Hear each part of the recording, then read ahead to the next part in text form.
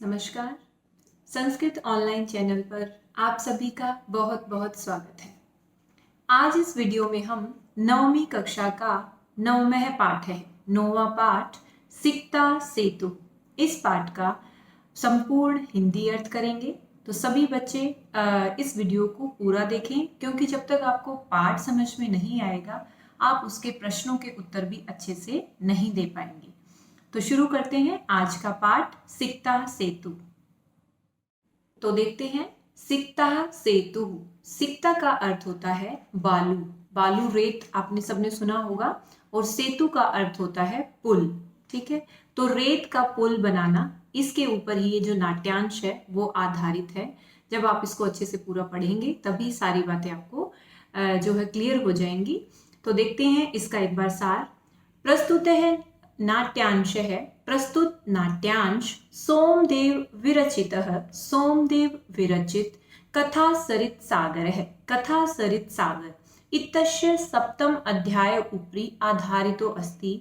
इसके 7वें अध्याय के ऊपर आधारित है।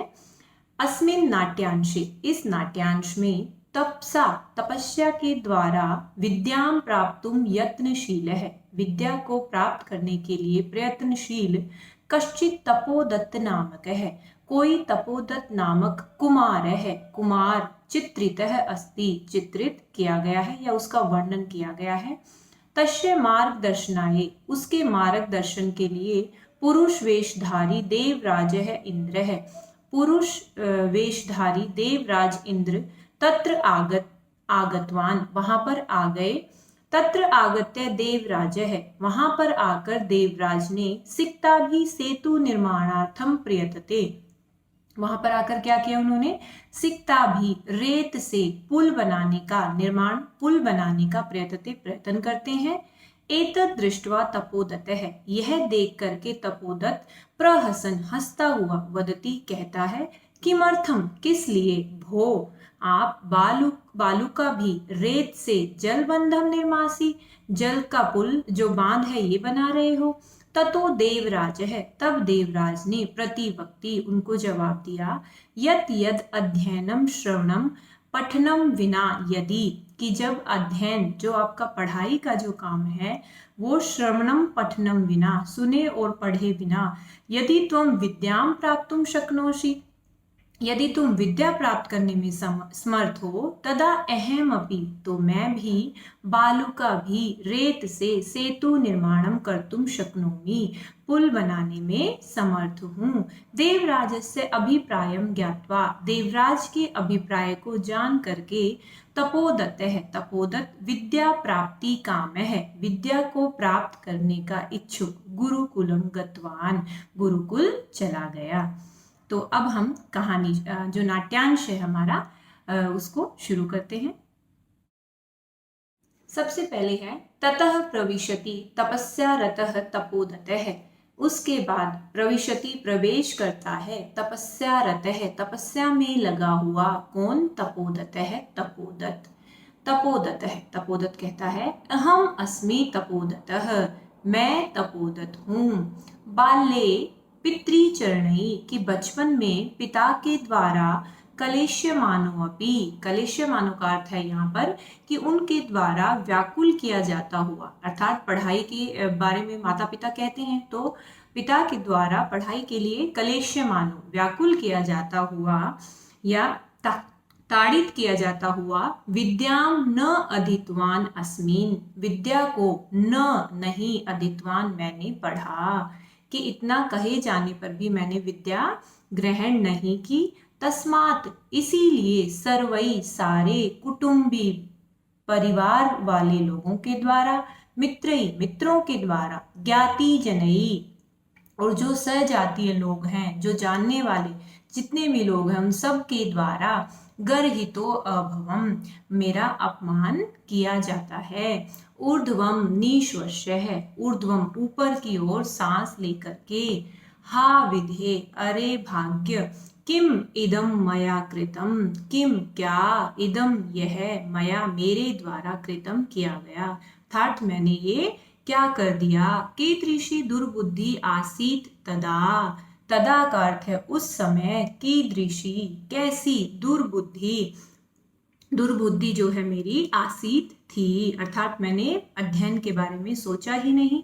एतदपि न चिंतितम, एतद यह, अपि भी यह भी नहीं, चिंतितम सोचा, यत् की,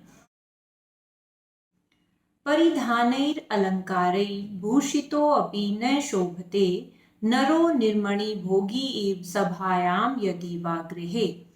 देखते हैं श्लोक का हिंदी अर्थ। परिधानैर अलंकारैर भूषितो अपि, परिधान क्या होते हैं, वस्त्र, और अलंकार क्या होते हैं, आभूषण।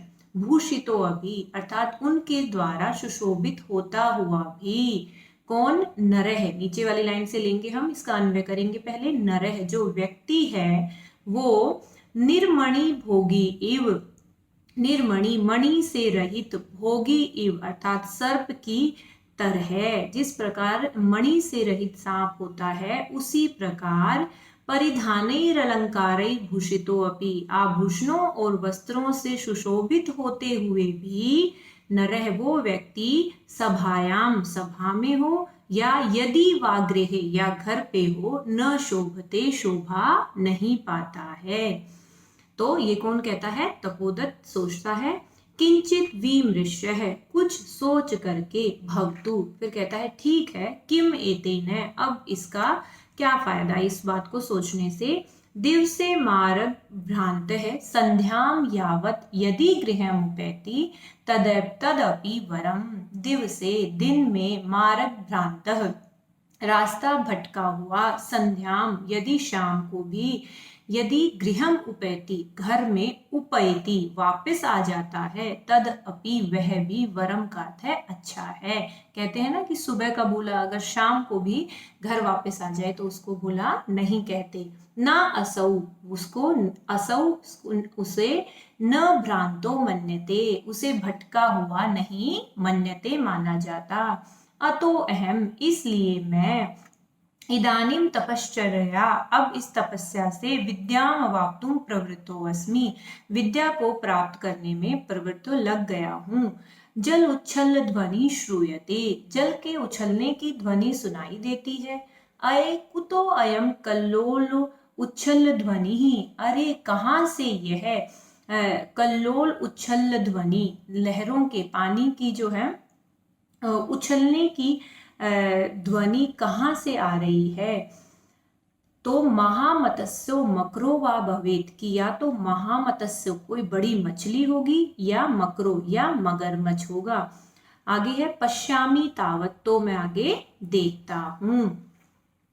पुरुषम एकम सिक्ताभि सेतु निर्माणम प्रयासम कुर्वाणम दृष्ट्वा सहासम, एकम पुरुषम एक पुरुष को, सिक्ता भी रेत से, बालू रेत से, सेतु निर्माण प्रयासम पुल का निर्माण का प्रयास, कुर्वाणम करते हुए, दृष्टवा देख करके, सहासम हंसते हुए, क्या कहता है, हंत, अरे, न अस्ति नहीं है, अभावो अभाव, किस चीज का, जगती इस संसार में, मूर्खाणाम मूर्खों का।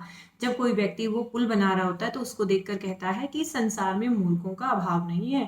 तीव्र प्रभायाम नद्याम, नद्याम नदी के, तीव्र प्रभायाम जब तेज प्रहार होगा पानी की लहरों का नदी में, तो मूढ़ो अयम यह मूर्ख व्यक्ति, सिकता भी फिर भी रेत से, सेतुम निर्मातुम प्रयतते पुल बनाने का प्रयत्न कर रहा है, कि मतलब ये नहीं समझ रहा है कि पुल तो इसमें टिकेगा ही नहीं। सा अट्टहासम पार्श्वम उपेत्य है, सा अट्टहासम अट्टहास के साथ, जोर से हंस के, पार्श्वम पास जाकर के, भो महाशय अरे महाशय, किम इदम विधीयते ये क्या किया जा रहा है, अलम अलम तव श्रमेण, बस करो, अलम अलम मतलब बस करो, परिश्रम से, पश्य देखो, रामो बबंध है यम से तुम, शिलाभिर मकरालये विदधत बालुकाभिस्तम यासी त्वमति रामताम।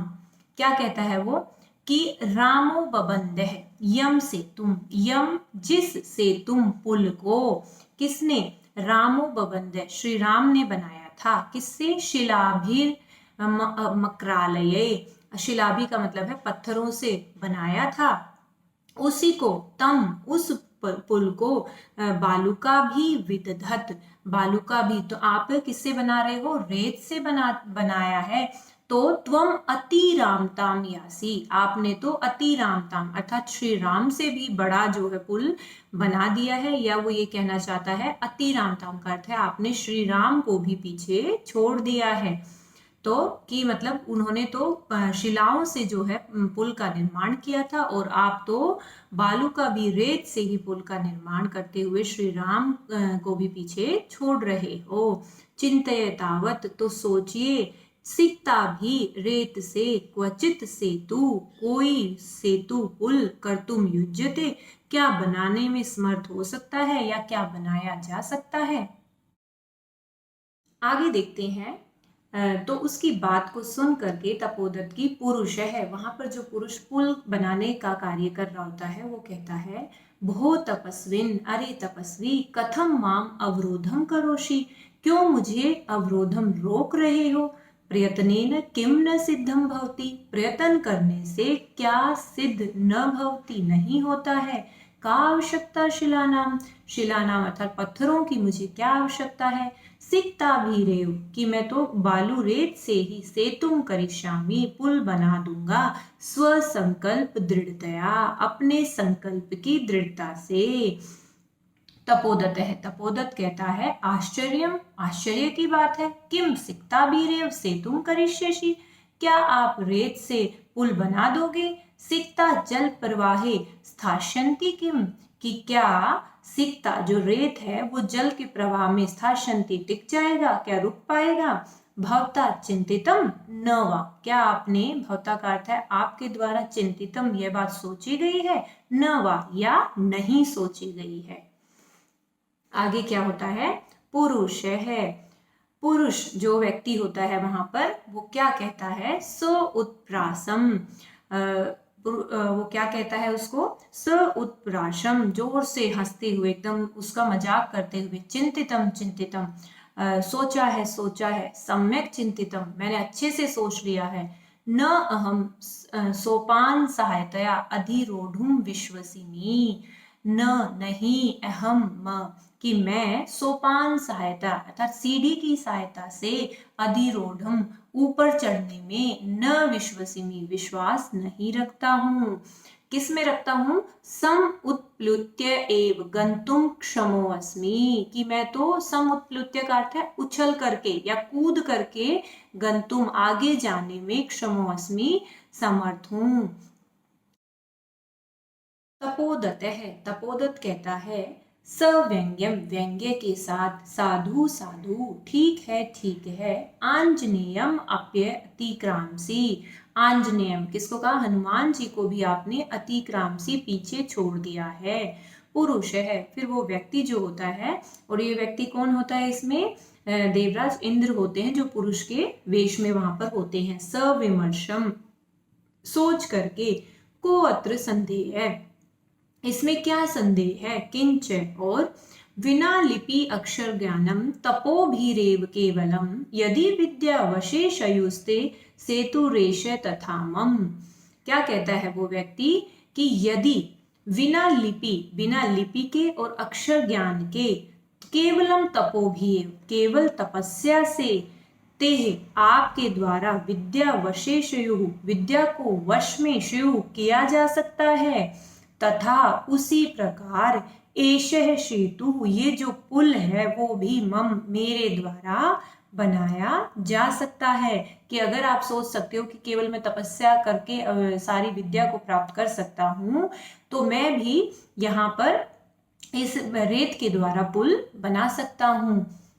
तपोदत्त है, तपोदत्त कहता है, स एव सवै लक्ष्यम आत्मगतम, क्या कहता है, अपने ही स्वय लक्ष्यम, लज्जा के साथ, आत्मगतम अपने मन में, अय अरे, माम एव उद्देश्य, ये तो मुझे ही उद्देश्य करके, भद्र पुरुषो अयम, ये जो भद्र पुरुष हैं वो तो मुझे ही उद्देश्य करके, अधिक्षिप्ति मतलब मेरी निंदा कर रहे हैं, नूनम सत्यम अत्र पश्यामि, लेकिन निश्चय से ही यहाँ पर मैं क्या देख रहा हूँ, सत्य भी देख पा रहा हूँ कि वो सच ही कह रहे हैं। अक्षर ज्ञानम विना एव, अक्षर ज्ञान के बिना वैदुष्यम अवाप्तुम, विदूषित मतलब मैं ज्ञान को जो है प्राप्त करना चाहता हूँ, अभिलषामि चाहता हूँ।